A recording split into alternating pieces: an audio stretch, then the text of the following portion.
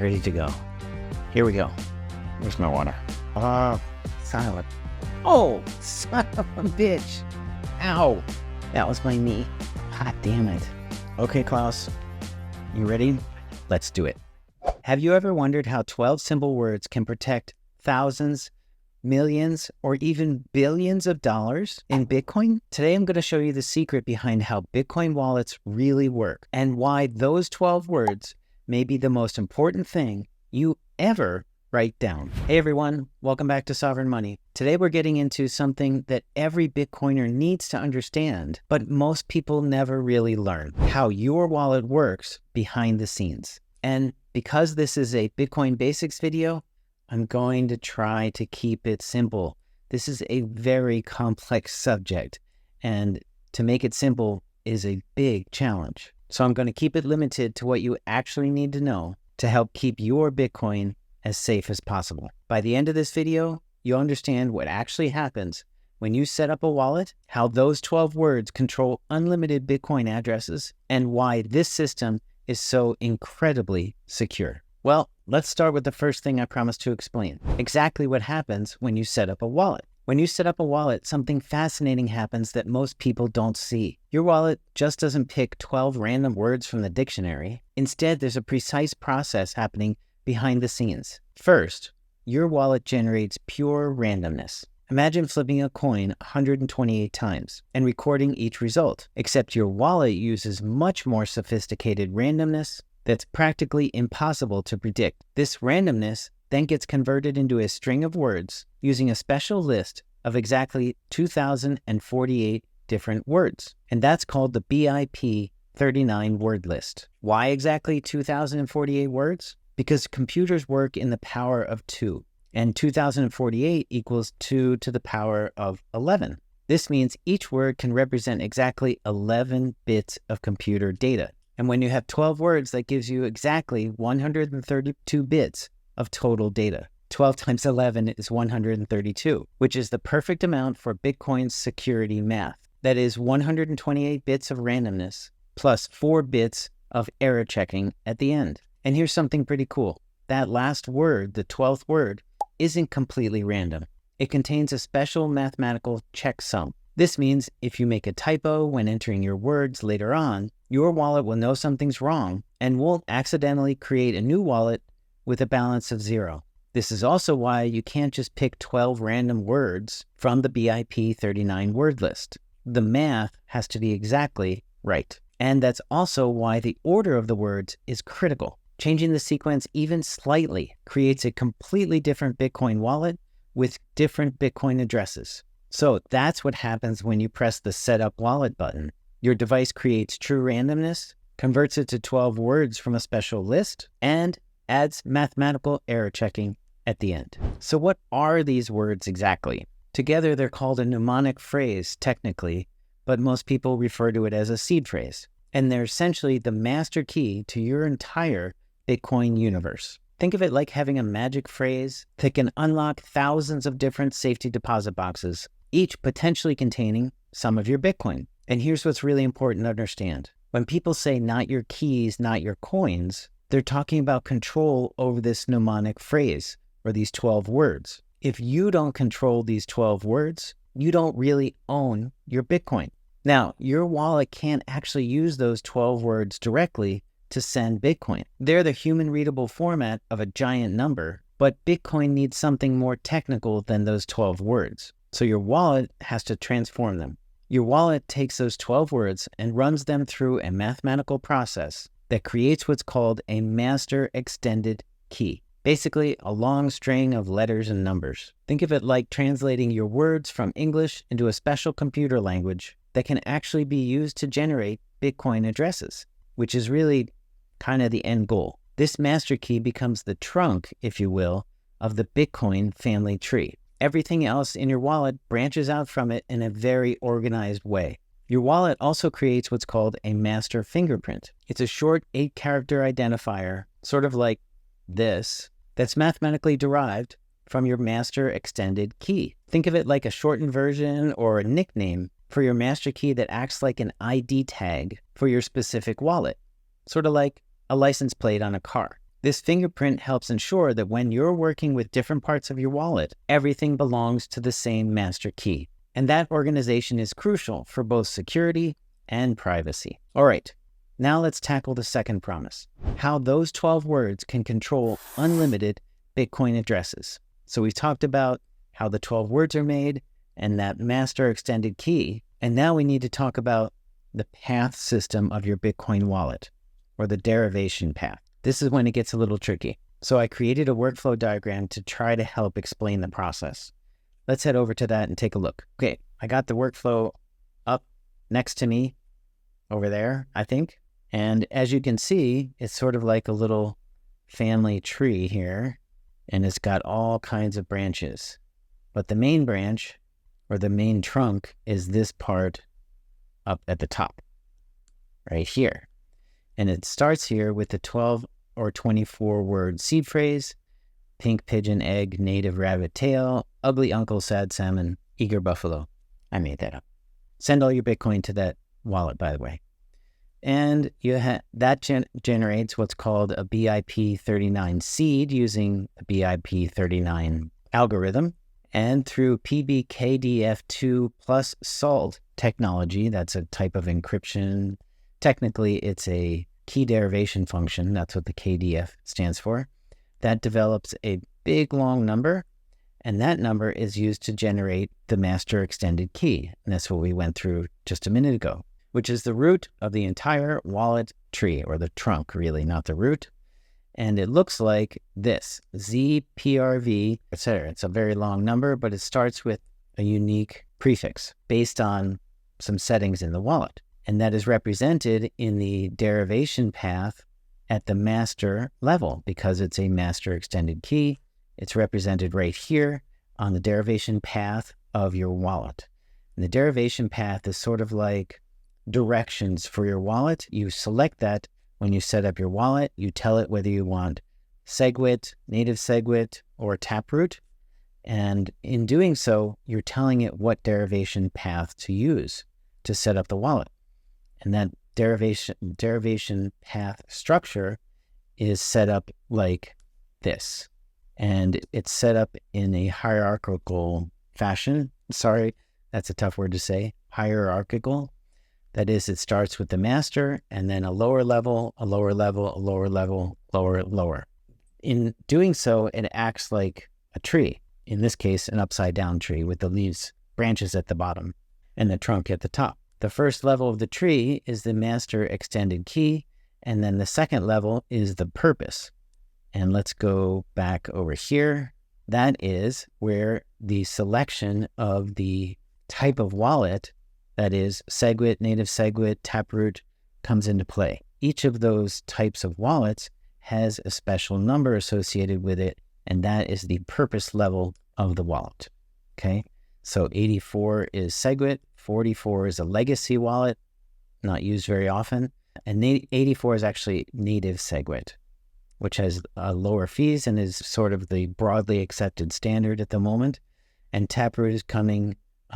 It was developed in 2021 and has been adopted quite well, but still some exchanges and wallets don't offer Taproot support yet, but they will be soon. So this is the most advanced version of the wallet you can have, which is Taproot, which has advanced privacy built into it technology. Let's go back to the presentation. So I mentioned your wallet just doesn't randomly create Bitcoin addresses. It follows a specific organizational structure all the way from the top down to the bottom called derivation paths. You can think of these paths sort of like a filing system with specific folders, and then a folder in that, and a subfolder, and a folder in that one, where each level serves a distinct purpose. So let's go ahead and break down a derivation path bit by bit. Pardon the pun. Level 1. Let me move this over here, and I'll try to zoom in if I can. There we go. Level 1 is the master level, the extended master key. This is your main key that controls everything, and in a derivation path is often represented by the fingerprint, or the master fingerprint, which is a little 8-digit number that is put right in this place over here, and often it's represented just by the letter M for master. Then level 2, which I mentioned, is called the purpose level. This tells your wallet what type of Bitcoin addresses to create: native SegWit, Taproot, SegWit, legacy, etc. Different types of addresses have different benefits. Some are cheaper to use for transactions, others have better privacy features, like Taproot. The third level is the currency level, or coin type. For Bitcoin, this is always set to 0, but this design allows the same wallet structure to support multiple different cryptocurrencies while keeping them completely separate. And we can see over here in the derivation path, we have it right here. This would be 0 for Bitcoin.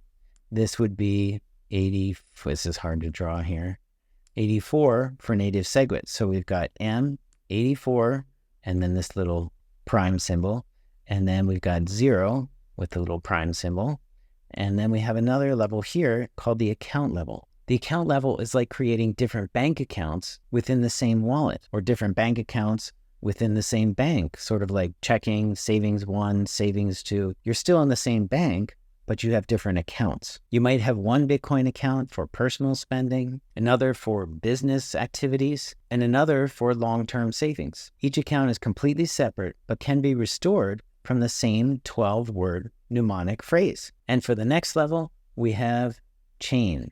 So for the account level, we're going to put 0 because that's the very first account. And this is Bitcoin, and this is native SegWit, and this is the master extended key, which could be just M, or you can put the fingerprint in this area. So we're right here, and that is chain. What is chain? I thought it was Bitcoin. This level determines whether you're going to be creating receiving addresses or change addresses. Both of them accept Bitcoin, but one of them you give out to the public to use as a receiving address. The other one is an address that's used when you make a payment to receive the change from that payment. In other words, if you just have a $20 bill and you owe someone $5, they're going to give you $15 back. That's what the change address is generated for. A receiving address is 0.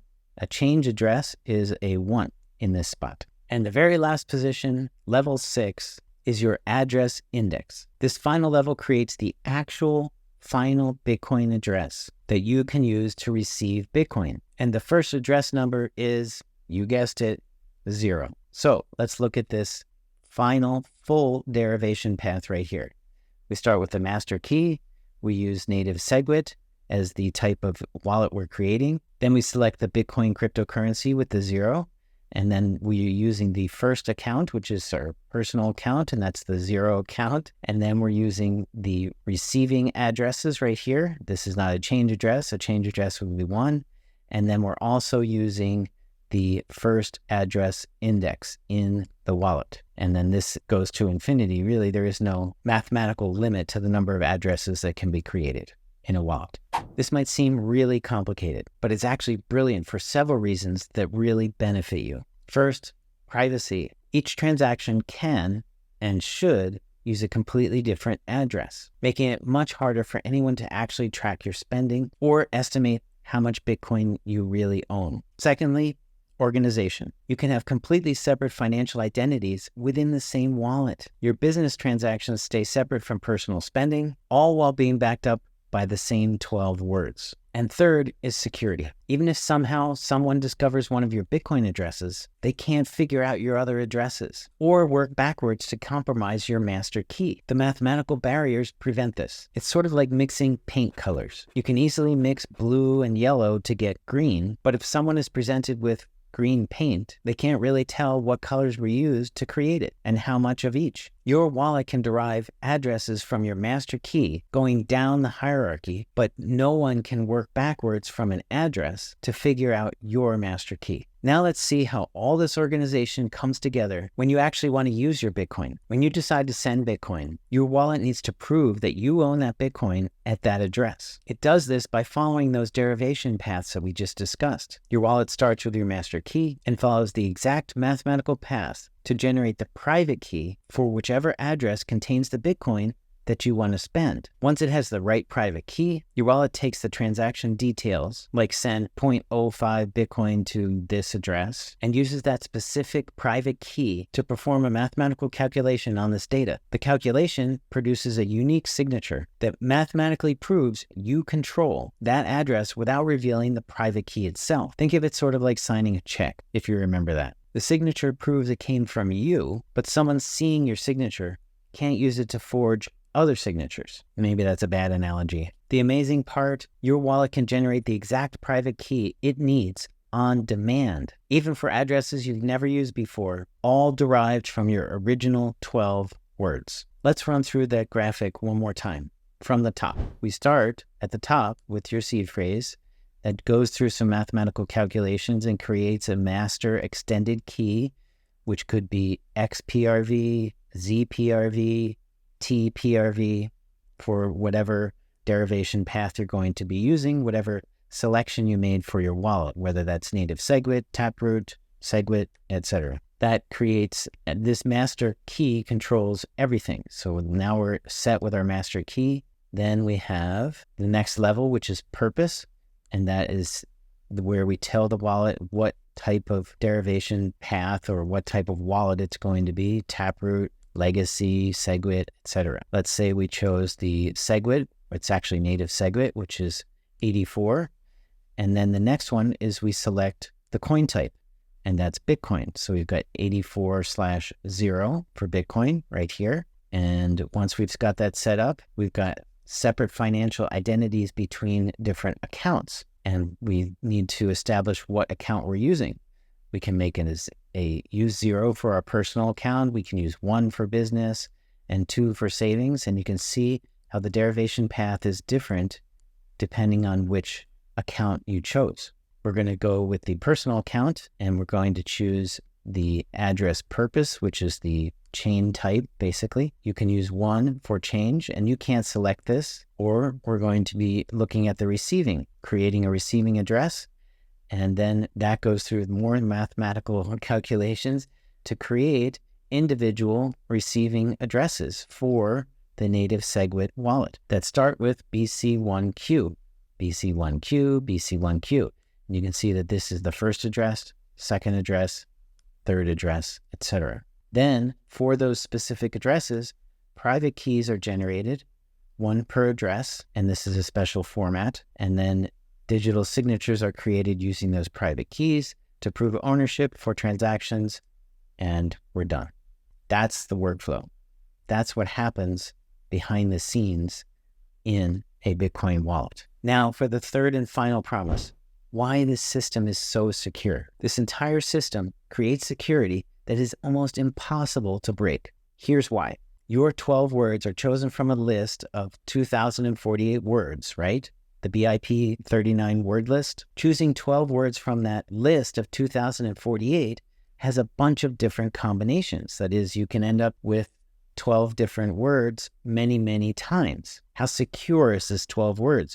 Could someone guess it? Could someone figure it out? Well, there are more combinations of 12 words out of a list of 2,048 words than there are atoms in the universe. The mathematical odds of someone guessing your seed phrase are essentially 0. To put this into perspective, even if someone could get a computer to check 1 billion different combinations of seed phrase words, 12 words, per second, it would take approximately 5.4 sextillion years to have a reasonable chance of guessing one 12-word seed phrase. That's over 390 billion times longer than the age of the universe, which I think is somewhere in the neighborhood of 13 billion years. And if you have a 24-word seed phrase, the security goes off the hook. Multiply the 12-word seed phrase security by 340 undecillion, not sure what that is, but it's 34 followed by 37 zeros. That's what you multiply the 12-word security by, equaling a number so large it defies comprehension. The hierarchical structure of a Bitcoin wallet means that even if someone gained access to one piece of information, like a single address or even an account level key, they can't work backwards to compromise other parts of your wallet or figure out your master key. The cryptographic math behind the system has been tested by thousands of developers worldwide and successfully secured billions, actually trillions of dollars for over a decade. So there you have it. We've covered what happens when you set up a wallet, how 12 words control unlimited addresses, and why the system is so incredibly secure. But there's a critical thing every Bitcoiner must understand. Whoever controls those 12 words controls the Bitcoin.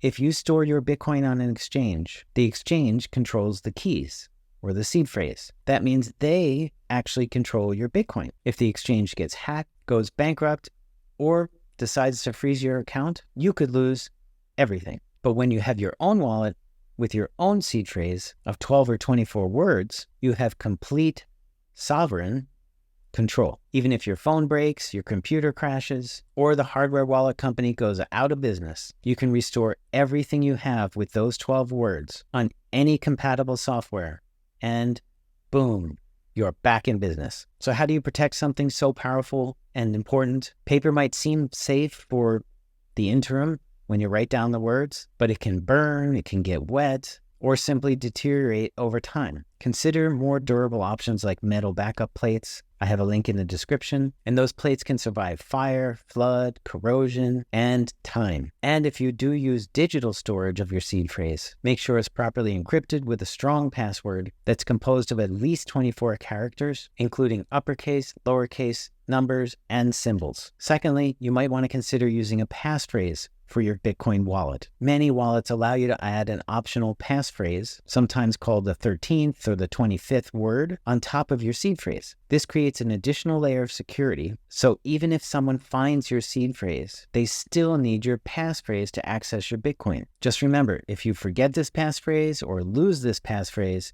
your access to your Bitcoin could be gone forever. So store it securely, but separately from your 12-word seed phrase. Also, you might consider keeping multiple copies of your seed phrase in different areas. Maybe you keep one copy in a home safe, another in a bank safety deposit box, although I'm not a big fan of those, and then one in your desk drawer in your home office maybe. There's also a special seed phrase splitting technology called Shamir Backup that you might look into as well. Very importantly, never share your seed phrase with anyone. Don't tell family members unless you're setting up an inheritance, and even then, I wouldn't tell them until you're gone. Don't type your seed phrase into a website. Don't take a picture of your seed phrase. Anyone who gets their hands on these words can steal your Bitcoin instantly. And lastly, make sure you test your backup. Before putting serious money into your Bitcoin wallet, try restoring it from your backup words to make sure the process worked correctly. Now let's go through some common mistakes real quick. The biggest mistakes I see beginners make are often simple oversights that can be catastrophic. Storing their seed phrase words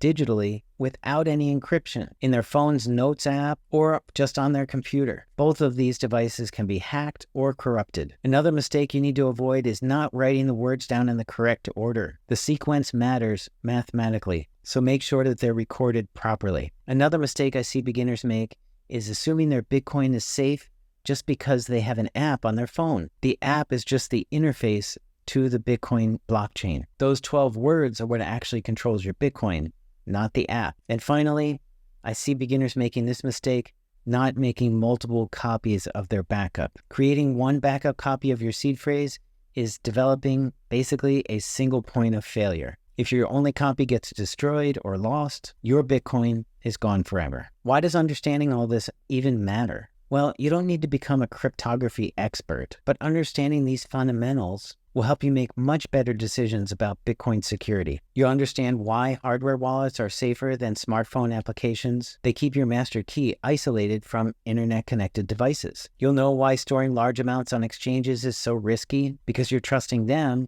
with your keys. And you'll appreciate why backing up those 12 words is so crucial. They are literally your Bitcoin.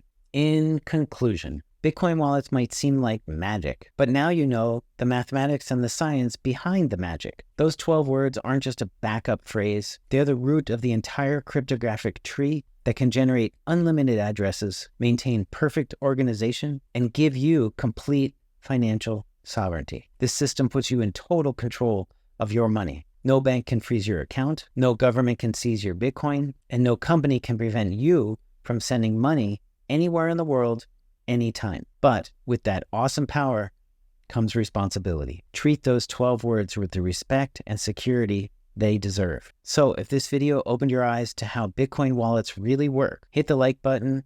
And while you're down there, don't forget to subscribe to the channel. If you've got questions, drop them in the comments below. Stay safe, stay sovereign, and I'll see you in the next video.